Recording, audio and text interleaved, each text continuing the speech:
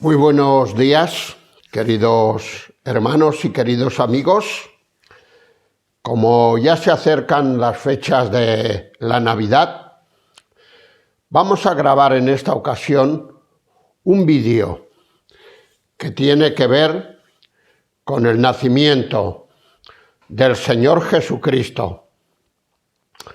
De las varias escenas que tienen que ver con el nacimiento del Señor Jesús, hay una que tiene que ver con el nacimiento propiamente dicho en sí mismo.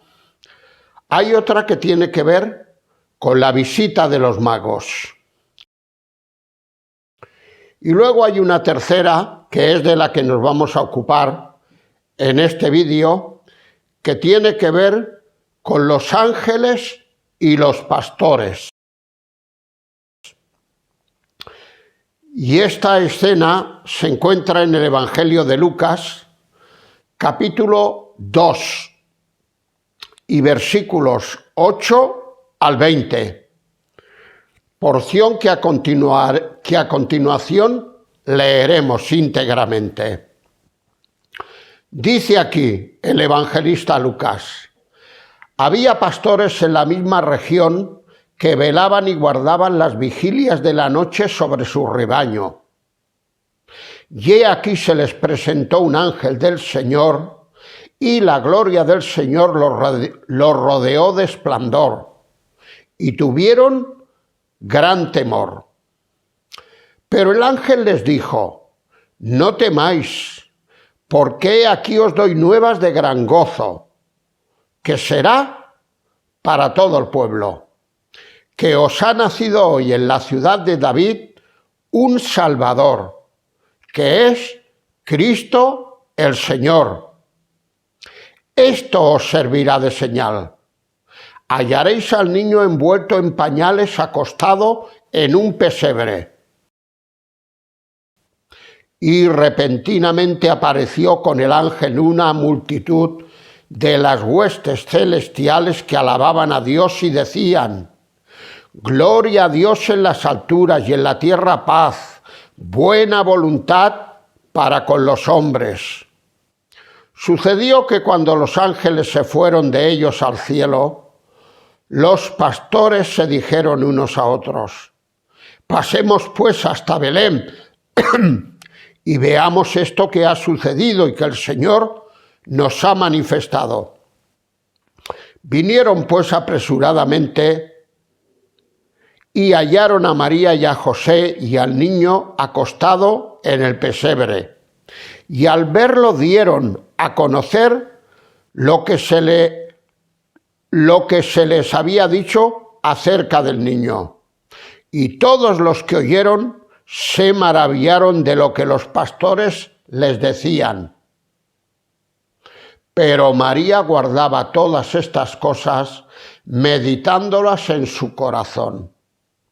Y volvieron los pastores glorificando y alabando a Dios por todas las cosas que habían oído y visto, como se les había dicho. Bien, queridos todos, no sé si todos os habréis percatado de ello, pero hay aquí algunos detalles que yo quisiera considerar con cada uno de vosotros. El primer detalle al que me voy a referir tiene que ver con el temor de llegar hasta el final del acontecimiento. Hemos leído en los versículos 9 y 10 lo siguiente. Dice: y aquí se les presentó un ángel del Señor, y la gloria del Señor los rodeó de resplandor, y tuvieron gran temor. Pero el ángel les dijo: no temáis, porque aquí os doy nuevas de gran gozo, que será para todo el pueblo. Temor de llegar hasta el final del acontecimiento. Mientras yo meditaba estos días en esta porción, venía a mi mente la escena o el ejemplo del rey Agripa, un poco más adelante, en el libro de los Hechos de los Apóstoles, capítulo 26, versículos 26 al 28. Allí el apóstol San Pablo ha estado predicando el Evangelio ante el rey Agripa, y alguno de sus acompañantes. Y en un momento del sermón o del discurso, como lo queramos llamar, le dice: ¿tú crees esto? Más o menos, La porción no la tengo a mano, pero la recuerdo. ¿Tú crees esto, oh rey Agripa? Yo sé que tú crees, porque esto que yo te estoy diciendo acerca del evangelio que predico son acontecimientos que no han sido hechos en algún rincón del mundo, han sido hechos aquí, bajo tu reinado, ante tus ojos. Yo sé que tú crees en esto. Y el apóstol San Pablo, con esta afirmación, le está obligando de alguna manera a pronunciarse. Y él, pensamos que con mucho temor de llegar hasta el final y de dar un paso más, pues se va por la tangente y le viene a decir: con qué poco. Tú me estás invitando a hacerme cristiano. Esto que tú predicas es muy poco. O como algunos piensan también, me falta tan poco que prefiero quedarme aquí, prefiero no dar más pasos, prefiero no llegar hasta el final. Pues bien, sea como sea, porque el corazón del rey Agripa, del malvado rey Agripa, no lo conocemos, pero lo que sí que conocemos es el corazón de estos pastores, y es que tuvieron temor de llegar hasta el final del acontecimiento. Bien, hay un segundo detalle que de alguna manera es el complemento de este primer detalle que acabamos de ver, que tiene que ver con una decisión firme por parte de ellos de llegar hasta el final. Primero parece ser que no se atreven de dar más pasos, pero ahora en este detalle que vamos a ver, ya sí que dan los pasos y llegan hasta el final del acontecimiento. Leemos en el versículo 15. Sucedió que cuando los ángeles se fueron de ellos al cielo, porque ángeles se les aparecieron a ellos, los pastores se dijeron unos a otros: pasemos pues, no nos quedemos aquí. No nos ocurra como anteriormente, que nos daba miedo llegar, dar más pasos. No, ya hemos vencido el miedo. Pasemos pues hasta Belén y veamos esto que ha sucedido y que el Señor nos ha manifestado. Una firme decisión de llegar hasta el final, como hicieron aquellos griegos, que nos dice el capítulo 12 de Juan, que subieron a la fiesta, a celebrar la fiesta, y estando en la fiesta, entablaron una conversación con Felipe, y le dijeron lo siguiente: Señor, quisiéramos ver a Jesús, quisiéramos ver a Jesús. Estos no se quedaron ahí, a un paso, sino que anhelaban verse con Jesús y entrevistarse con Jesús.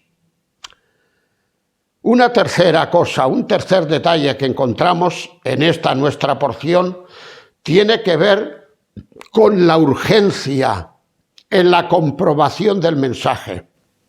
La urgencia. Hemos leído en el versículo 16: vinieron pues apresuradamente,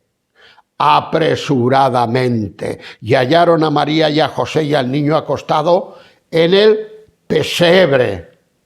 Sí, apresuradamente, urgentemente, rápidamente. Hay cosas, queridos amigos, que no pueden esperar. Hay cosas que tenemos que abrazarlas, o si no, rechazarlas, según sea nuestra actitud, pero ya, pero rápido, no pueden esperar más. En este caso fue para abrazarlas. Y en el caso de todos los que hemos creído en el Señor Jesucristo también fue para abrazarlas. Urgencia. Dice el apóstol San Pablo cuando escribe la segunda carta a los Corintios, capítulo 6 y versículo 2. He aquí ahora el tiempo aceptable.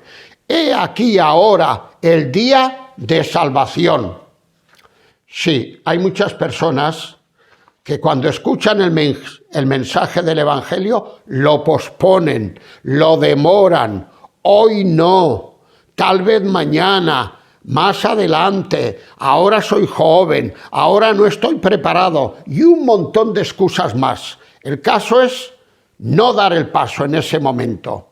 Y aquí lo que vemos es la urgencia en la comprobación del mensaje. Sí. No como hizo Lot, nuestro querido Lot en el Antiguo Testamento, que ante la sentencia que tenía Sodoma de que iba a ser destruida, y esto se lo había revelado el Señor a través de sus ángeles, él se hacía el remolón, como diríamos ahora familiarmente y un poco jocosamente, se hacía el loco. Ahora usamos esta expresión, se hacía el loco.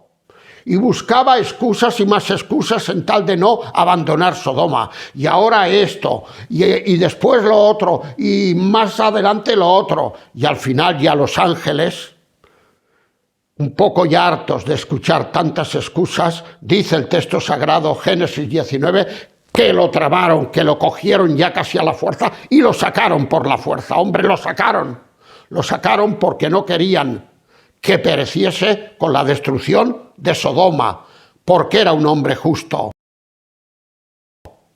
Pedro lo define en una de sus cartas como el justo Lot, que dice que cada día abrumaba su alma viendo la conducta nefanda de aquellos hombres de aquella zona. Pues si tú estabas convencido de lo que eran estos hombres, ¿por qué no irte? Pero bueno, él se hacía un poco el longuis, el despistado. La urgencia. Una cuarta cosa que vemos en este relato acerca del nacimiento del Señor Jesús es que nadie que llega hasta el final, porque estamos todo el rato insistiendo en que hay que llegar hasta el final. Hay que llegar, hay que ser valientes. Nadie que llega hasta el final de la búsqueda o del encuentro queda defraudado. No. A veces nos da miedo dar más pasos. No vayamos a quedar defraudados. Pero aquí vemos que nadie que llega hasta el final valientemente queda defraudado, ni mucho menos. Versículo 20. Dice que volvieron los pastores glorificando y alabando a Dios por todas las cosas que habían oído y visto, como se les había dicho, Pudieron comprobar de motu proprio, con sus propios ojos, que todo aquello que le habían dicho los ángeles era al pie de la letra 100%.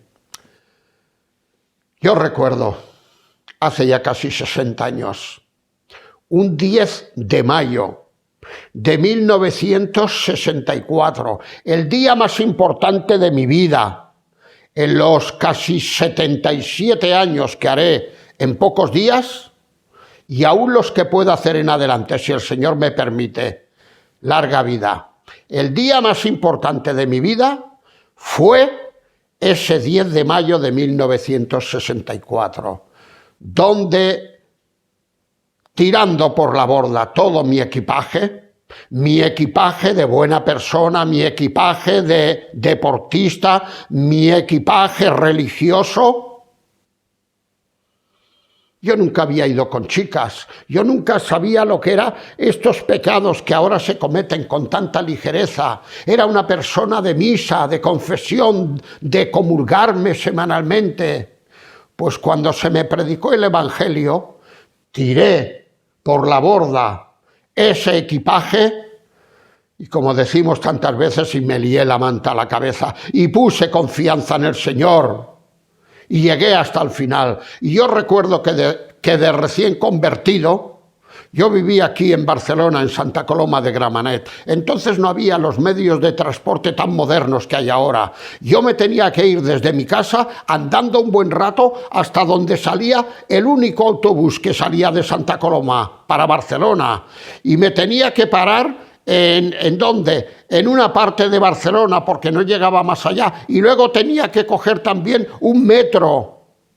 Y tenía que llegar hasta la calle Pelayo, hasta las Ramblas de Barcelona, hasta la Avenida de la Luz, y allí salía un tren de los ferrocarriles catalanes que todavía en la actualidad salen, y ese tren llegaba hasta Tarrasa. Y en Tarrasa la estación quedaba bastante lejos, pero tenía que ir hasta lo que ahora es Editorial Clie, que entonces tenía otro nombre. Y recuerdo que compraba unos discos pequeñitos de Frutigen, aún me acuerdo, aún los tengo guardados, de Frutigen, Suiza, y escuchaba las canciones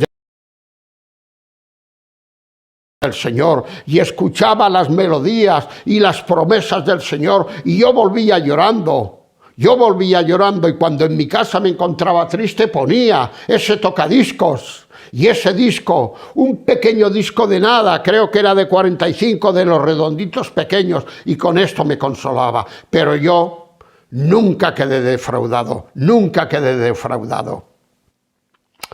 En quinto lugar, vemos aquí un alcance universal. Sí, universal. No era un mensaje, pues, para los pastores solamente o para los creyentes. Este mensaje tiene un alcance universal. Hemos leído en el versículo 10. Pero el ángel les dijo a los pastores: no temáis, porque aquí os doy nuevas de gran gozo, que será para todo el pueblo. Os la vamos a dar a vosotros, pero será extensible a todo el pueblo y a toda la humanidad por extensión. Valga la redundancia, un mensaje universal. Ya lo creo que sí, queridos hermanos, el mensaje del Evangelio es un mensaje universal. Ha servido para aquellos pastores, sirvió para el pueblo donde ellos vivían, ha servido con el paso de los años para cada uno de nosotros y seguirá sirviendo hasta que el Señor disponga lo contrario. Día a día, pocos o muchos, hay personas que escuchan el mensaje de la Navidad tal como está escrito aquí en la Biblia, no como algunos nos han hecho llegar, deformando el mensaje de su verdadero sentido, sino tal como tenemos recogidos en la palabra de Dios, y se convierten y se abrazan al Señor. Un mensaje de alcance universal. Hay una sexta razón, y ya iremos terminando pronto, quedará otra, que tiene que ver con la razón por la que es un mensaje universal. Dice el versículo 11, que os ha nacido hoy en la ciudad de David un Salvador. No muchos salvadores, no muchos mediadores, un solo Salvador, un solo mediador, como dice Pablo escribiendo a Timoteo, porque hay un solo Dios y también un solo mediador entre Dios y los hombres, y este es Jesucristo, hombre. No hay mediadores, los apóstoles no son mediadores, la Virgen, con todo nuestro respeto y admiración hacia ella, tampoco es mediadora ni corredentora. La Virgen, como todos nosotros, necesitó salvarse por medio de la sangre de Jesucristo, su Hijo aquí en esta tierra. No su Hijo para siempre, su Hijo aquí en esta tierra. Por lo tanto, no hay ni mediadores ni corredentores. Solamente hay uno, como acabamos de leer. Versículo 11, vuelvo a leer. Os ha nacido hoy en la ciudad de David un Salvador, uno, no más. Y además, para que no nos equivoquemos y nos confundamos, da su nombre. ¿Quién es este Salvador? Cristo, el enviado, el Mesías, el esperado. Cristo el Señor. Cuando el apóstol San Pablo escribe la carta a los romanos, un poco más tarde, él dirá en el capítulo 3, como está escrito, y él se remite a las escrituras del Antiguo Testamento y dice, ¿qué es lo que está escrito? No hay justo ni aun uno. Y luego en el versículo 23 de este mismo capítulo 3 de Romanos dirá, por cuanto todos pecaron. Sí, queridos amigos, podemos ser buenas personas, según nos etiquetamos los humanos. Podemos ser personas caritativas, que ayudamos al desvalido, que damos limosnas a los pobres o a los que están en peor situación que nosotros, etcétera, etcétera. Podemos ser lo que queramos y no desmiento ni dudo de esto, pero aparte de esto somos pecadores. Somos personas que hemos cometido pecados de comisión y pecados de omisión. Y estos pecados necesitan ser llevados por alguien en la cruz del Calvario. Y estos pecados necesitan ser representados por alguien. Y el único que nos salvó y el único que nos representó en la cruz del Calvario fue este niño que ahora nacía en un pesebre, pero que luego moriría en una cruz. Porque el pesebre fue el principio, pero el final fue una cruz. Aquel al que le hubiera correspondido recibir un trono, porque no olvidemos que es el Rey de Reyes y Señor de Señores, le tocó ocupar una cruz. Y él ocupó esa cruz para evitar que la ocupáramos cada uno de nosotros respondiendo por nuestros pecados. Sí, la razón por la que es un mensaje universal es porque universalmente también cada uno de nosotros hemos pecado. Y ya finalmente hay un séptimo detalle, y con este terminaremos. Este tiene que ver con un detalle que a mi entender es muy hermoso. Está en el versículo 19, y aquí tenemos una llamada hacia la reflexión. Sí, hacia la reflexión. Es decir, que detengamos nuestra loca carrera y nos paremos y reflexionemos con nuestra conciencia y con nuestra alma. Mirad lo que leemos aquí, versículo 19. Dice ahí que la Virgen María guardaba todas estas cosas meditándolas en su corazón. Sí. La Virgen María en todo momento la vemos como una madre y como una mujer profundamente reflexiva. Aquí, ante lo que estaba aconteciendo, ella guardaba estas cosas en su corazón. En Lucas capítulo 2, cuando habían acudido a una fiesta de las varias que celebraba el pueblo, y al parecer pues se dieron cuenta que a mitad de camino su hijo, que era muy niño todavía, pues no iba con ellos, y se alarmaron y tuvieron que volver otra vez para atrás para ver dónde se encontraba el niño. Y mira por dónde lo encontraron, haciéndole preguntas a los religiosos de la religión de Israel.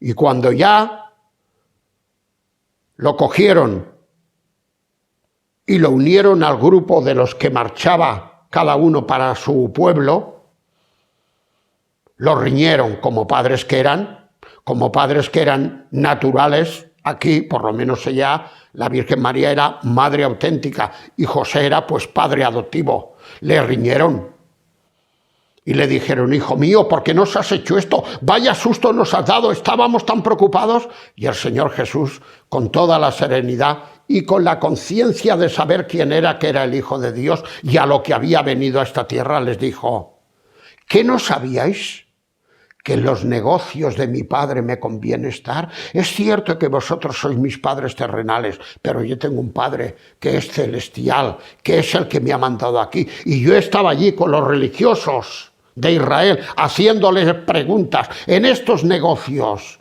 me conviene estar.